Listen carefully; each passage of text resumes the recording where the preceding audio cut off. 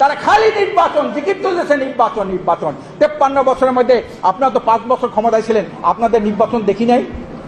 কিভাবে নির্বাচন করেছেন? নির্বাচন করার পরে আমরা ক্ষমতায় ছিলেন না, ক্ষমতায় যাওয়ার পরে কি করেছেন? বাংলাদেশের দুর্নীতিতে 5 বার বিশ্ব চ্যাম্পিয়ন আপনারা বানিয়েছেন না? এখন আবার আপনারা কি করেছেন? আপনাদের সেই 5ই আগস্টের পরে যে আপনাদের গ্রহণযোগ্যতা ছিল মানুষের, এখন কি তা আছে?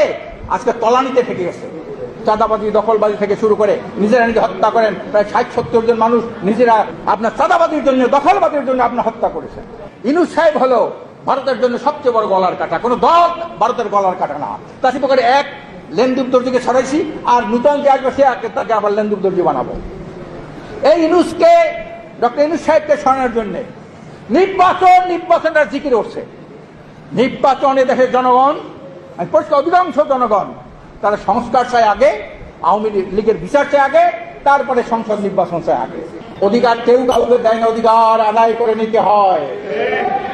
আমি বর্তমান ইউনূস সাহেবকে বলবো, আজকে দেশ স্বাধীন হয়ে 53 বছর, 53 বছরের মধ্যে এদেশে অনেক নেতার পরিবর্তন হয়েছে, অনেক দফার পরিবর্তন হয়েছে, সরকার কাঠামো অনেক পরিবর্তন হয়েছে।